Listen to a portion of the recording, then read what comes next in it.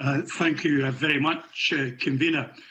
It's a privilege to be here to be able to speak in a debate of this kind. And the privilege, of course, is entirely due to the sacrifices of hundreds of thousands of people who've gone before us to protect our freedom. One of my hobbies is, of course, researching my family tree, something I've been doing for well over 50 years. So I'm able to say that in my family tree, I have 38 relatives of mine who've died in various conflicts. Every other member who's spoken will have similar numbers. They just haven't done the research to find them all. They range from first cousins of my father to great uncles to as distant as a seventh cousin. Indeed, I have on the library shelf beside me something which is a memento, naval telescope from the First World War, which was one of my father's cousins' telescope. He was with my father and the rest of the family in the Black Isle when the siren went at Invergordon to recall him back to his duty on the minesweeper that was based there. The minesweeper left port but never returned because it collided with a mine and was blown up. And this is the tangible memory of that particular member of our family. The COVID crisis has caused me, and I think many others, to do much more walking than we used to.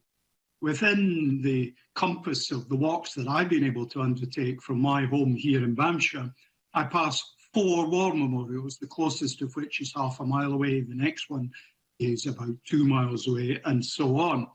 But I think one of the important things too is that I also pass graveyards where there are graves that are tended by the Commonwealth Graves Commission. And we haven't in the debate so far had any reference to the work of the Commission. Around the world, there are memorials to those who fell in the wars. These memorials are maintained to the highest and most impeccable standards and with most fulsome and appropriate records kept in books that you can inspect at most of them. The most poignant one that I visited was quite a long time ago in 1978, about 20 miles north of what was then called Rangoon in Burma, where there was a Commonwealth grave, a huge cemetery. Every blade of grass was cut to exactly the same height. It was impeccably kept.